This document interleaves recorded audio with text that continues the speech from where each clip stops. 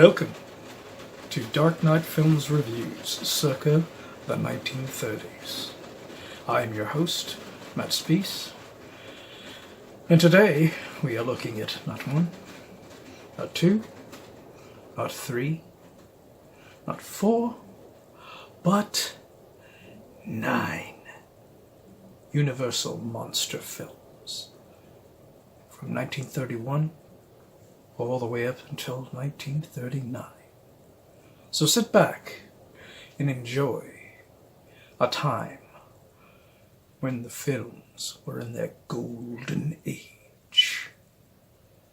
Beginning with Dracula, released in 1931. Dracula stars Bela Lugosi, Edward Van Sloan, Dwight Frye, Helen Chandler, and David Manners. Dracula was directed by Tod Browning and Karl Freund. Now, most people only consider this film as directed by Tod Browning, but the truth is, Tod Browning was not a very happy person when Dracula was made in 1931. He had just lost his friend, the great Lon Chaney Sr., and he was in a bit of a distressed time in his life. So, on the set of 1931's Dracula, he wasn't the best of people working on it. In fact, there were times when he would just walk off of the set and his cinematographer, Karl Freund, would end up directing full scenes all on his own. Which is why I said this was directed by Tod Browning and Karl Freund. Many of the most iconic moments from Dracula, 1931, were directed by Karl Freund. The famous shot in which Bela Lugosi hypnotizes the flower girl at the beginning when he first arrives in London. That was all Karl Freund. As many of his other iconic moments where Dracula was using his mesmeric powers. Dracula 1931 has a mixed bag of a cast. Bela Lugosi and Edward Van Sloan and Dwight Frye are excellent in their portrayals of their roles in this film. They are the standouts. But it's not all good. As Helen Chandler, David Manners, and many of the other actors are very stilted and very dull in their roles. And the overall production on this film just feels like a stage play being shot for the screen, instead of an actual film adapted from the Bram Stoker's classic novel. And there's a reason for that, because this was based on the stage play and not the actual novel. So, you have great moments with Bela Lugosi and Edward Van Sloan, and those little crazy moments with Dwight Frye as Renfield. But then you have those dull portrayals with Helen Chandler as Mina and David Manners as Jonathan Harker. And it just really brings the film down and makes it a chore to watch today. Now, the scenes in which Bela Lugosi and Edward Van Sloan share the screen, they command your presence. They are the ones that you are focused on. When that is not the case, when it's other characters on screen, it is a quite boring film. Sad to note that the film that started a cinematic universe, the first ever cinematic universe, that is, today has not aged as well as its contemporaries. So, my rating for Dracula, 1931. I give this film a 6.0 out of 10. Now, I will move on to my next review. Next up, we are looking at Dracula from 1931. And you may be thinking, but Matt, you just reviewed Dracula 1931. Well, this Dracula from 1931 stars Carlos Villarías, Lupita Tovar, Barry Norton, Pablo Alvarez Rubio, and is directed by George Melford. Now, this film was shot on the same sets at night, while the Bela Lugosi version was shot on those sets during the day. George Melford did have the advantage of watching the dailies of Bela Lugosi's version earlier in the day. So, he could look at it and he could go, I think I can improve that. I think I can make that better. And that is exactly what he did with this film. Dracula, the Spanish version, as it is known today, is a much better shot film. Is it better acted? In some respects, it is. In some respects, it is equal to the Bela Lugosi version. But one thing it's superior against the Bela Lugosi version is in its visual style and its camera movements and its vibrance. George Melford directs this film as if he was ahead of his time.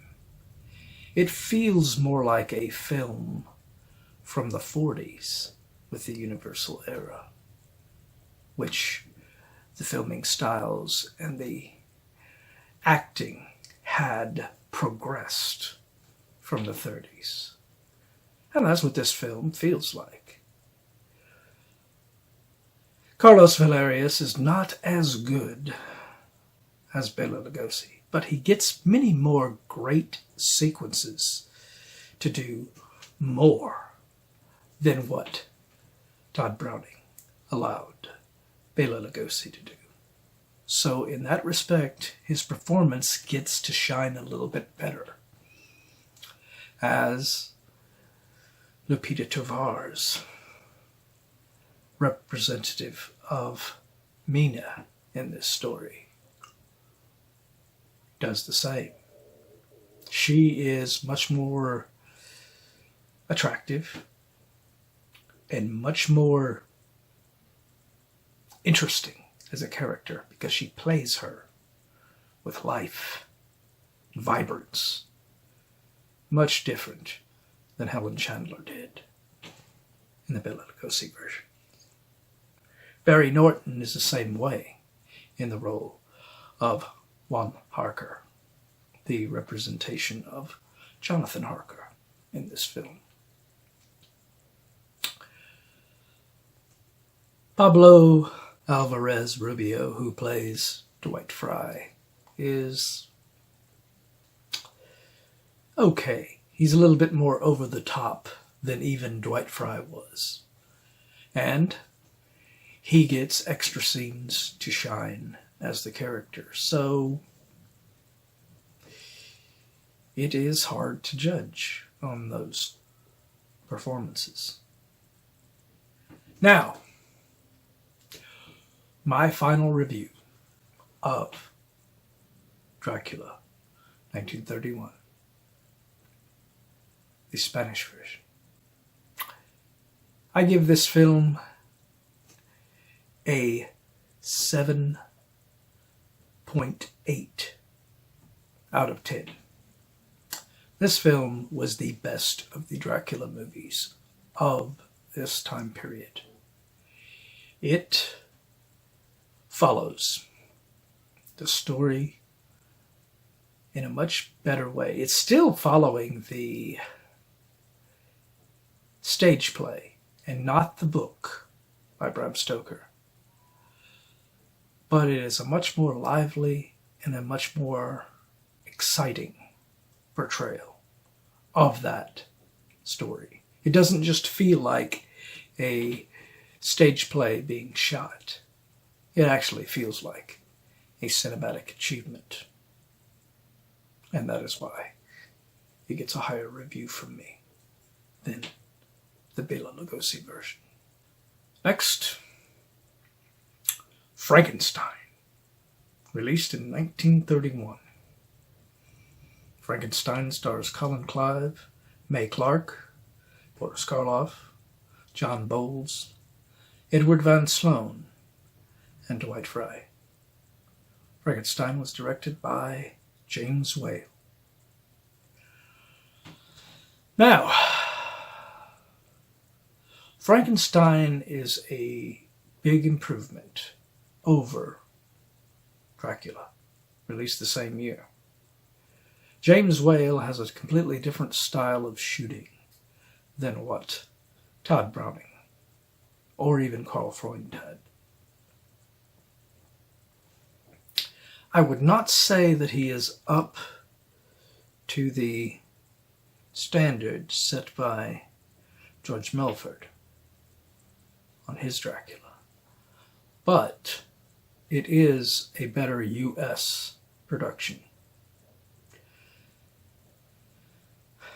Colin Clive is such a good actor in his portrayal of Dr. Victor Frankenstein. May Clarke as his love interest, Elizabeth, is attractive, and she acts very well, unlike a lot of the stilted actresses of this time period. She's very believable and very realistic in her portrayal.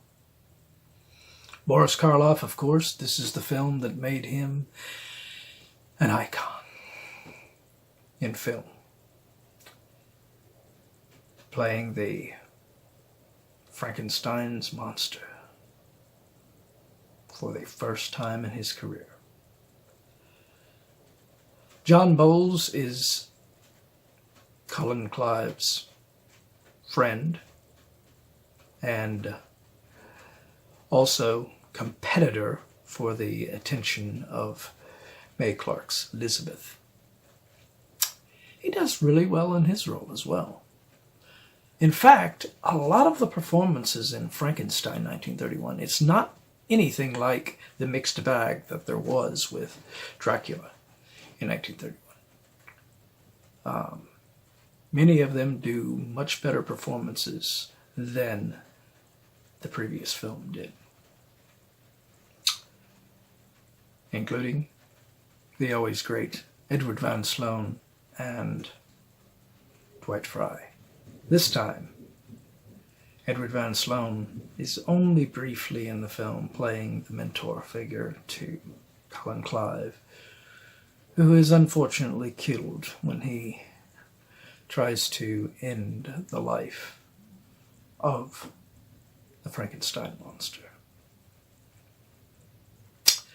Dwight Frye, in the meantime, is playing the role of Fritz. And Fritz is slightly different than Renfield in look. But it's basically, this is where poor Dwight Frye became typecast, if you will. So, my rating for Frankenstein, 1931. I give this film an 8.0 out of 10. It is the best of the U.S. productions so far. Next we have The Mummy, released in 1932. The Mummy stars Boris Karloff, Zita Johann, David Manners, Arthur Byron, Edward Van Sloan. It is directed by Karl Freund. Now, The Mummy marks a change in Boris Karloff, in which he was actually playing a fully sinister character in here.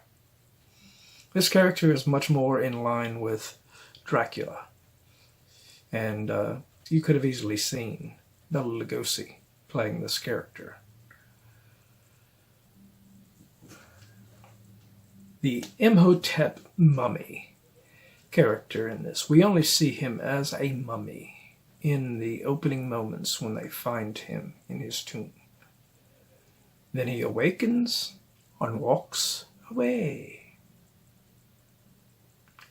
The next time we see him, he looks more in just a traditional Egyptian garb and looks like a normal person, with the exception of a slight little tinge of makeup on his face to make him look a little aged. The real standout in this film is not only Boris Karloff, but Zita Johann as the love interest.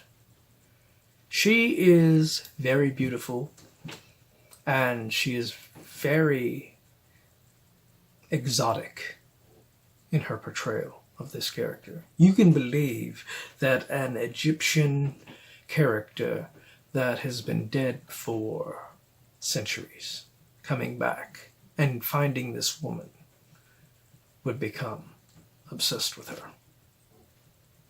You can completely believe this. But this film does have the same problem that Dracula has in some respects. They bring back David Manners to play a character in this, and of course he is the same stilted and boring performance as he was in the past. Arthur Byron is so-so, is okay. Edward Van Sloan is excellent as always. This man, I have never seen him on screen ever give a bad performance. So kudos to him for a great career in these films. This film was shot in such a exotic and great manner by Karl Freund that it makes it transcend some of the more boring ways of shooting in certain scenes. Karl Freund can go from shooting a flat shot on someone to doing a vibrant camera angle zooming over and down into a pool of water. Very good work there. So, in that respect, I will give it a nearly equal score to Frankenstein. I will give it an 8.0 out of 10. Next we have The Invisible Man, released in 1933. The The Invisible Man stars Claude Rains, Gloria Stuart, William Harrigan, and Henry Travers. The Invisible Man is directed by James Whale. This film, James Whale continues his fun and over-the-top characterizations that he started with Frankenstein. He ends up making the characters around Claude Rains's Invisible Man so kooky and so fun that you are into this film right from the get-go. Claude Rains is entirely in his element, even though we never really get to see his face in this film, except for one moment near the very end. This man performs under bandages and having his face basically completely erased in some scenes that still, the special effects in this film are still excellent to this day. What they were able to achieve with these effects on this film, making Claude Rains completely invisible. And you see, like, his hand, him removing a glove and his hand being completely gone, or removing the bandages from his head and his head is not visible. It's very well done. So, it is a trendsetter, and it set up even better effects for future films. It made visual effects a thing that were second nature for many filmmakers in later films. But in this one, they were the trendsetters. Now, my review of The Invisible Man from 1933. I will give this film an 8.5 out of 10. I really enjoy this film, and I still enjoy watching it to this day. The quirkiness of the characters and the fun that Claude Rains has, even though he is very seldom seen, and his performance is mostly with his vocals. Excellently done. Next, we have The Bride of Frankenstein from 1935. The Bride of Frankenstein stars Boris Karloff, Elsa Lanchester, Colin Clive, and Valerie Hobson. Again, this film was directed by the great James Whale. And this is, in my opinion, James Whale's greatest film he ever made. Boris Karloff in this is quite excellent. Elsa Lanchester is excellent, playing the dual roles of Mary Shelley at the very beginning and as the female monster, the Bride of Frankenstein of the title. Colin Clive, as usual, is excellent in his portrayal of Dr. Victor Frankenstein. Valerie Hobson replaces May Clarke because of apparently some illness that May Clarke was suffering. She was unable to reprise her role, unfortunately. But Valerie Hobson is an excellent replacement for May Clarke, and she actually feels like a continuation of May Clarke's original character from the first film. James Whale comes into his element with this one. This film, Boris Karloff makes his character of the monster even more human in some ways, but at the same time he makes him sinister in some scenes. Colin Clive comes into full hero mode near the end, and Boris Karloff, his monster, lets him walk away. Now, I will give The Bride of Frankenstein, 1935, a 9.0 out of 10. This is the best film so far of the 1930s. And some might say that they will not get any better than this one.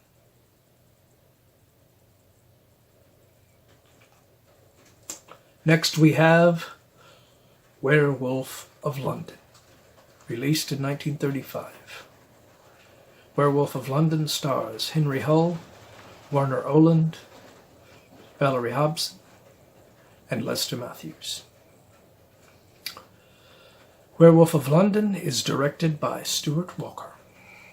Now, I do not know much more about Stuart Walker as a filmmaker, but in this film, whether it's the combination of a great cast or what, because Henry Hull is excellent in his role of the lead character. Warner Oland playing the villainous werewolf who ends up turning Henry Hull into a werewolf to begin with is excellent as well. He's a little bit more over the top than Henry Hull is. And then we have Valerie Hobson, of course, playing the same excellent style role that she played as the love interest as she played in The Bride of Frankenstein. Stuart Walker directs this film very well. The transformation scenes, it just basically takes what we had with the Invisible Man, with the effects, and they just step it up even more, because the transformations that Henry Hull does in this film are very believable. Him transforming from man to werewolf. Very good. The effects, the makeup, excellent. And the storyline in this one is very unique and interesting. It almost feels like a werewolf movie with a little bit of Dr. Jekyll and Mr. Hyde in it. And that's not a bad thing. That's pretty cool. So, my review of Werewolf of London. I give this film a 7.5 out of 10. Very good entry into the Universal Monster series. Not the best, but certainly not too shabby. Next we have Dracula's Daughter, released in 1936.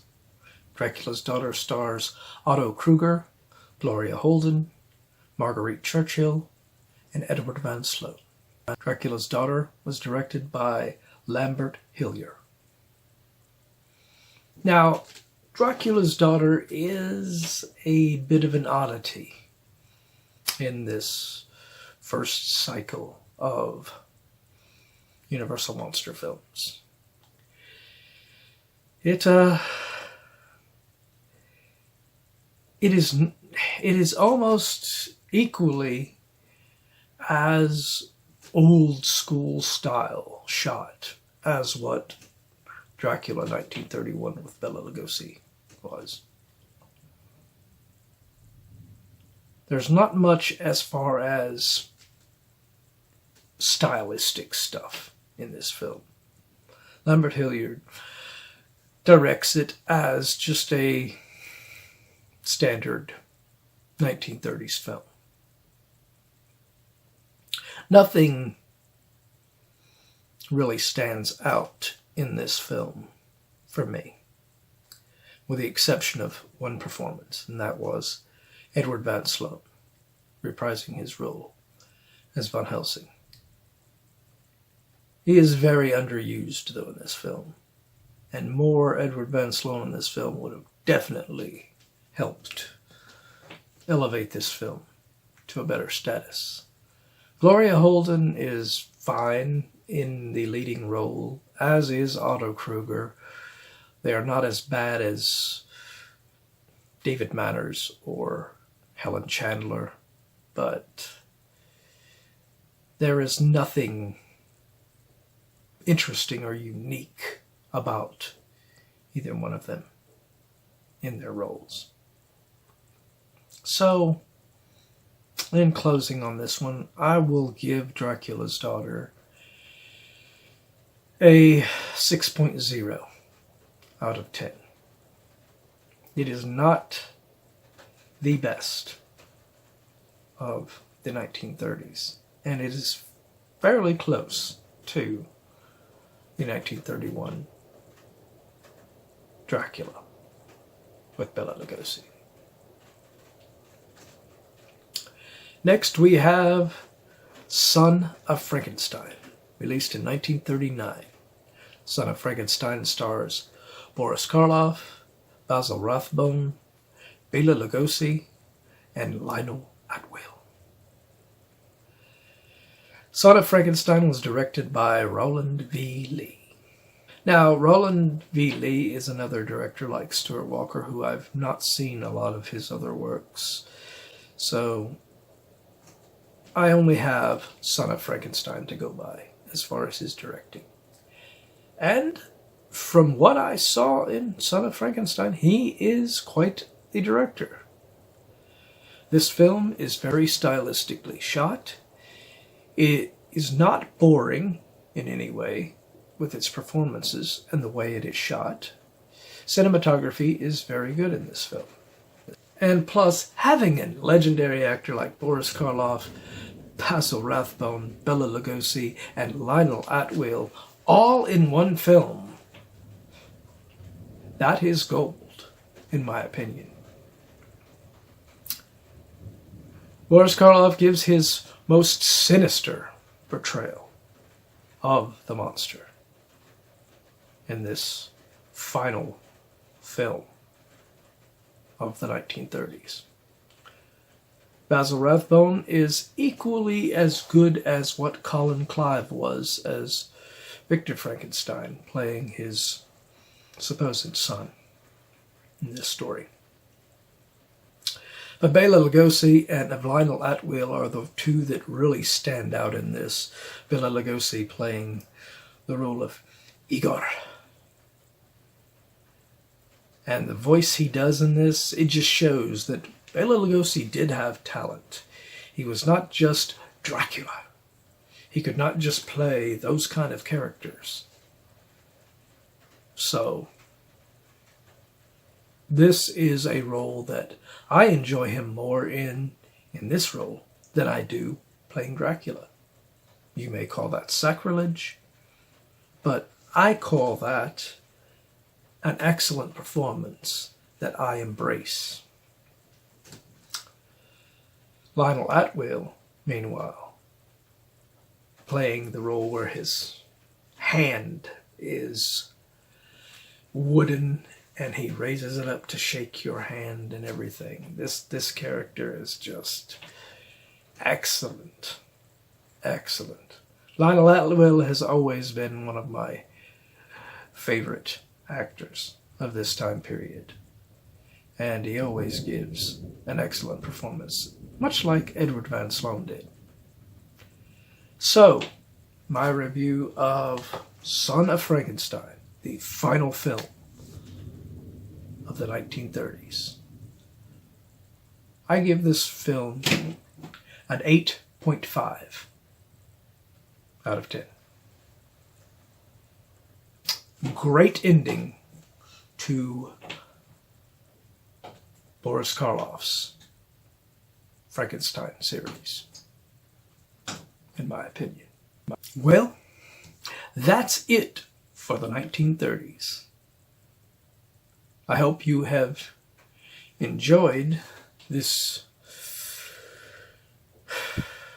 long review of the 1930s films. Let me know in the comments down below what you thought of my combination review of all of these classic films. Do you agree with my ratings of these films? Let me know in the comments down below.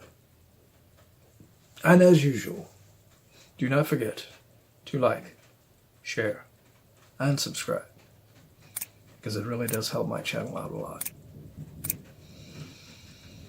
Well, this has been fun, and it's not over yet, as I will be doing the 1940s next. And I hope to see you then. Thank you for watching.